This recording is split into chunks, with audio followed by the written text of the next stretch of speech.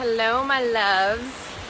I'm kind of doing some exploring, and oh my goodness, I had a story come up actually, and I'm going to take my glasses off so I can see you and interact with you, but I had a story come up that I wanted to share, because it's so funny to like have these for me, I always feel like I'm teaching through my experiences, and because how I live now is the direct reflection of literally how I shifted my life. And so it's like these same tools and principles that I teach people in all of my programs, from my online programs to with, personal $1 million clients to I taught in masterminds, etc. They're the same exact tools. They're the same exact tools that I've always used, and I continue to expand, and that I'm still using, that continue to shift my life into greater and greater. So it's like, as I continue to evolve to how much more joy can I experience, and abundance and divine unconditional love, and how much more ease and flow, because it's always getting greater. It's always becoming more and more and more. I'll share, and then people say, oh, now I get it. I get from how you chose to respond from your example, and you can apply that to your life. And that's why I love to share what's happening for me as I'm continuing to evolve, because it still applies in every aspect, and it was the same things that I used in earlier years. And so I'm here in Hawaii right now. Actually, this is some of the beauty that I'm experiencing right now in front of me. I'm here in Hawaii right now. It's where I felt called to go. It's actually came down with one of my divine besties for her birthday, for us to do some deep, intense activation work. We did activations with a lot of the Ascended Masters, and if you're coding and imprinting and all sorts of things, and that gets into a lot of the woo-woo stuff that I do with DNA activation and cellular clearing and clearing our vessels, that we are more light. That means we're operating at a higher vibration frequency, which means that's exactly what we attract and we experience in our world. And so we were here also for her birthday. It was going to be her birthday. It was over an eclipse. It was like doing this dope ass frequency activation work. We're like, yeah, I'm in, girl. Of course I'll come with you, and we'll celebrate your birthday that way. And I took her to dinner the night of her birthday after our day of intense stuff, and we were laughing and we were talking about what came up was this story around birthdays, which just to me is so funny of how far I've come.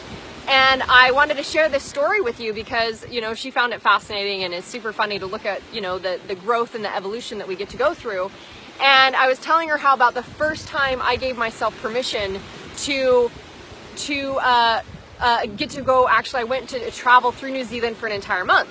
And so the first time that I gave myself permission to get a nanny, I got a live-in nanny. I finished my basement so I could have this whole space for a nanny, because it was going to be like January to February. It wasn't, during the summer or anything. So it was like giving myself permission of what being a mom looked like. For the first time, leaving my boys and being away from my boys for that long, and knowing that they got to grow in their experiences, and I got to show them that I got to, live life and choose to do these things that called to me, and living in my passion and purpose. And there's a whole destroying of these stories of what a mom looked like for me to do that, and then giving myself permission to get a nanny to be supported. And at the same time, it was the first time in my business, at the time, was doing my 90-day mind-body transformations in gyms, and I had coaches and that were working for me, and assistant coaches and trainers. And for the first time was able to step away and go, cool, you guys got this. You guys are going to run and continue to run the groups, because I wasn't having to be involved. And so I gave myself permission on all these levels to go experience doing something that I felt really, I'd always wanted to do. I'd always wanted to backpack through New Zealand, and it was going to be over my birthday. And the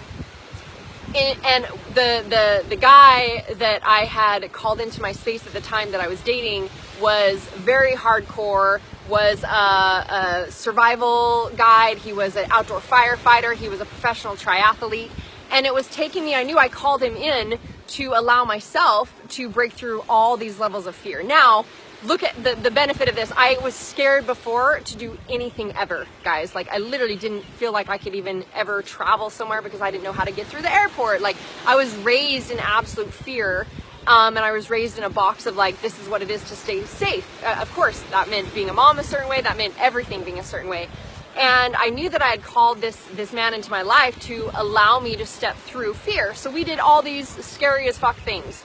We did, backpacking, or we did literally swimming through cave waters with a 5-foot eel in the pitch black dark. I did like crawling through the tiniest cave holes with spiders as big as my head and literally nowhere to look but like the inch in front of me down because the crawl hole was so small. Like jumping off of canyons. We did, you know, doing adventures through the ice cold mountains because I hated the cold. So all these things I saw as like, all right, like allowing myself, my mind to know how to work through fear. I'm giving you a lot of context so you also see where how this applies to the birthday story. So this gentleman also was not really a gentleman. And I'm actually a sucker for gentlemen. Like I don't even know if that's the right way that I want to put that. I appreciate and I expect, of course, I expect only the most amazing, beautiful, divine, sacred, masculine men in my life, and that are gentlemen, that treat me as the queen and the goddess that I am.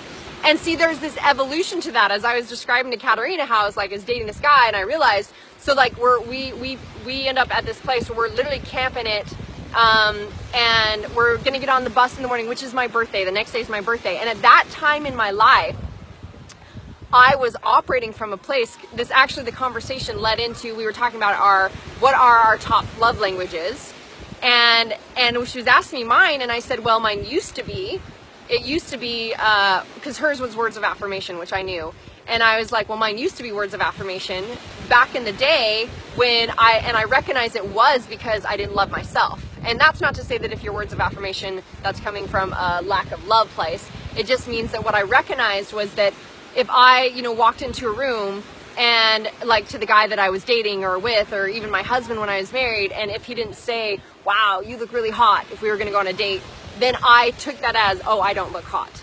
I didn't have the affirmation or the validation from outside of myself given to me to make me feel validated in my worth or my value. So it was coming from a place of, I need you to tell me because I don't have it for myself. And as I grew through my own personal journey, and I was able to learn to love myself, right? And I was able to learn to give that to myself. My love language has shifted. No longer was words of affirmation my top main love language. It was like actually the last one. It's like people would tell me all the time, you're amazing at like retreats and events, or if I'd speak on stage and I'm like, ah, you are too. Like it didn't float my boat anymore because it didn't, and of course, we love all of them, and I appreciate all of them, and they're all a part of the way that we receive love. Yeah, I realized it wasn't my main one anymore for that reason. And as I was explaining that to her, I shared this story of when I recognized the shift for me of claiming my own worth and being a reflection of that. And it was my birthday. And in the past, see, I've always made everyone's birthdays a big deal because it was how a way that I showed love. And so here I am the night before my birthday with this guy that I'm dating, and you know we're like literally in transit from doing some, you know, literally climbing over a mountain, and so we're just gonna like camp it this night. It was near these cool hot springs, and then jump on a bus in the morning. And I'm noticing, I'm like, my birthday's tomorrow, and he hasn't said a word about my birthday, not this entire time, not coming up towards it. And me, I'm usually like celebrating people's birthdays, like Katerina this week, like celebrating all week long. Like, it's like, we're celebrating you, girl. We're celebrating all of you and the awesomeness that you are for this world. And so my mind started feeling, I started feeling like not valued, not enough, like this, you know, like feeling depressed, and I was feeling so sad, and I just, all these ideas of like, oh, he hasn't said anything, it's not even important, it's, you know, there's nothing planned, it's not even like, and I caught myself feeling this funk and feeling depressed, and I caught it. That's the main thing. I caught it, and I was like, oh my gosh, why am I feeling so sad and so depressed and so low? Like, why am I not being a happy person right now? Because I think I'm looking for this person to make me feel like I'm enough. I'm looking for this person to validate and make my birthday special. And all of a sudden I was like, oh my gosh, I am the only one that can make my birthday special. Because it doesn't matter what anyone does for you when you're looking for it to not be enough, it's not going to be enough. And it doesn't matter what, it's all based on your perception, how you choose to think and feel. It's all based on you. I always tell my boys, like, you're the only one that can make you happy. So, you know, what do you want to choose to create for you to be happy? How do you get to claim that and own that and create that for yourself? And so I caught it, and I was like, oh my gosh, like here I am expecting him to be telling me like, oh my gosh, your birthday's tomorrow, great, happy, yay, or do something for me to make me feel valued. I'm looking outside of myself. So what I am in that moment is I'm a bitch to circumstance, guys.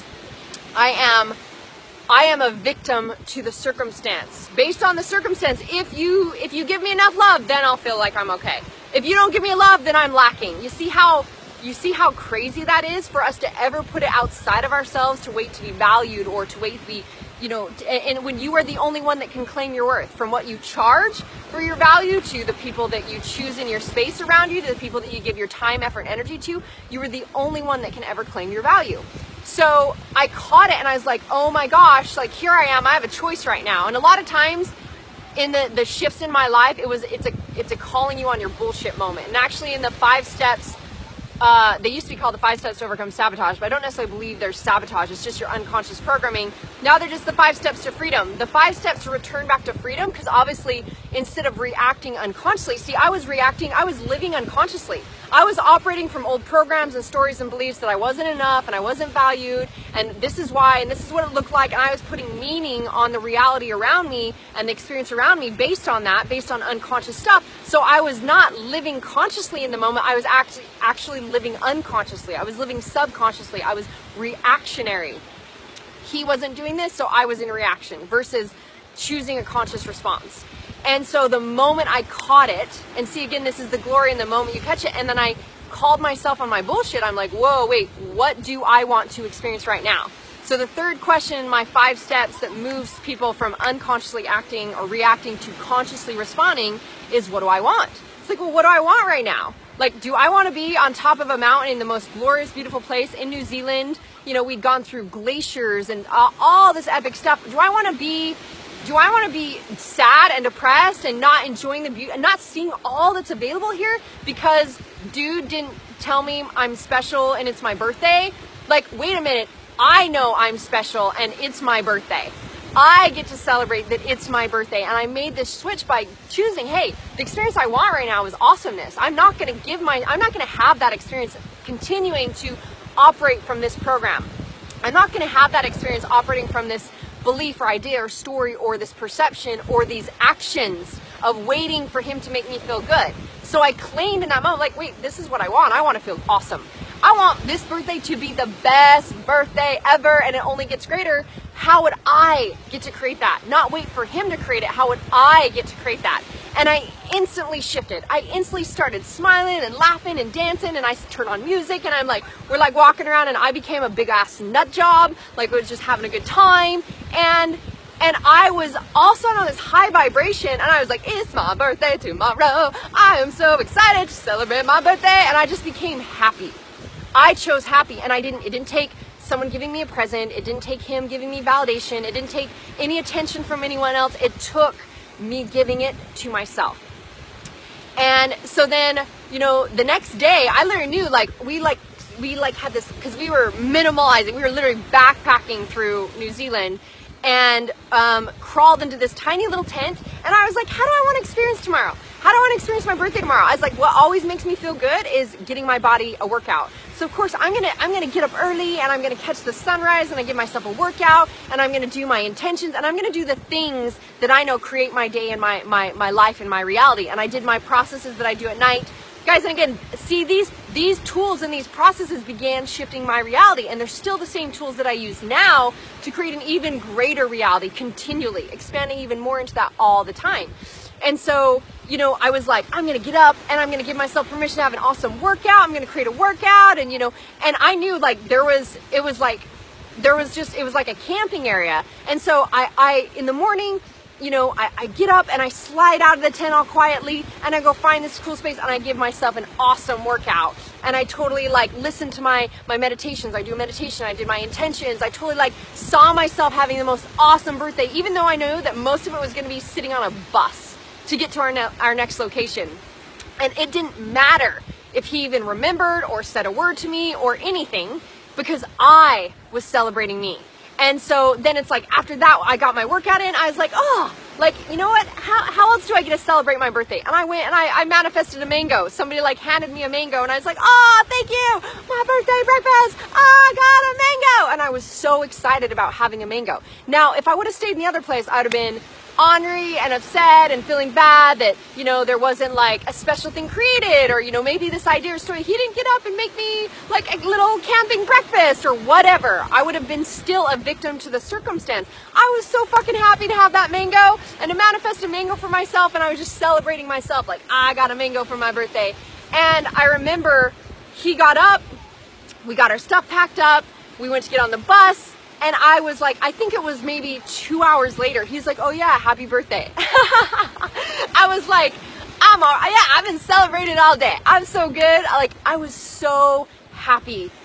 And it all came from me. It didn't take anything else. That was a big shift for me in my life, of realizing, you know, and of course, evolving to now I look at like, wow, I can't even believe I dated a guy who was operating from that space. And it goes to show how incredibly far I've come in only having the most epic, beautiful, divine, sacred, masculine kings, and you know, I call them benevolent kings and enlightened emperors that are sovereign master creators. Those are the only men that are in my space. The only, you know, women that are in my space are my divine sacred sisters, and, you know, the most highest evolutionary beings, that we all reflect this level of joy and love and appreciation for each other. And it doesn't come, it's a reflection of that because it comes from ourselves first.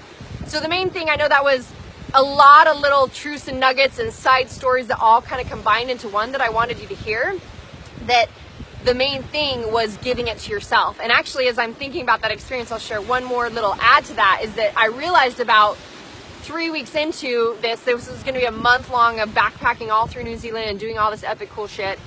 And I, again, like for me, all that scared me to death. And it was now, this is the point I was making earlier that I probably got a little sidetracked on. I'm bringing it back, is that now look how one of my companies is Ascension Adventures. I love doing epic, crazy shit. I love the greatest adventures. Life is my grandest adventure. I had to embrace seeing that this is the truth, guys, is that when you realize that fear is just exciting possibilities. I labeled it as fear before because it was out of my control, which whenever you're trying to control anything, it's controlling you. So when anything that I had resistance to, my commitment was to lean into and to be able to heal and discover and create new beliefs and perceptions and programs around. So now it's like anything that would even feel scary, I'm super excited to dive into, because I know that just shows what's there for me to love and what's there for me to liberate and give freedom to. Fear is just the first stage of seeing what freedom is available. So it's just like, what exciting possibilities exist. So I knew I was called and attracted that and was looking for like, all right, what do I get to do to align myself to break through these fear? I called him in as a great, you know, a sacred contract and a support system for me to have someone to support me go through all these intense, crazy experiences, that now, like, I lead one of the most badass, you know, companies in the world, Ascension Adventures, that is set up for people to know they're safe and having an experience already set for them, fully supported, fully protected, fully provided for, to go do medicine, to go do ceremony and journey, to go do DNA activation, to go do cellular clearing, to open up spiritual pathways and get, you know, the support of all the things that most people have no access to. So that's how Ascension Adventures was born. It was Badass Breakthrough Adventures. Now Ascension Adventures came from these badass breakthrough experiences and transformational deep dive experiences that I felt called to do. And obviously that's why that was part of my journey, is healing my own fear around going to these places and doing these things. And it allowed me to discover the coolest things all around the world that were the things that maximized, like crazy catapulted, maximized our capacity, that weren't just like doing the same thing that was going to take you 20 years. It's like, cool, we're going to go to the root, we're going to clear the shit, and you come out in that place that you would have taken you 20 years to get through doing these other processes. That all evolved from me leaning in and having this support. So it was all perfect.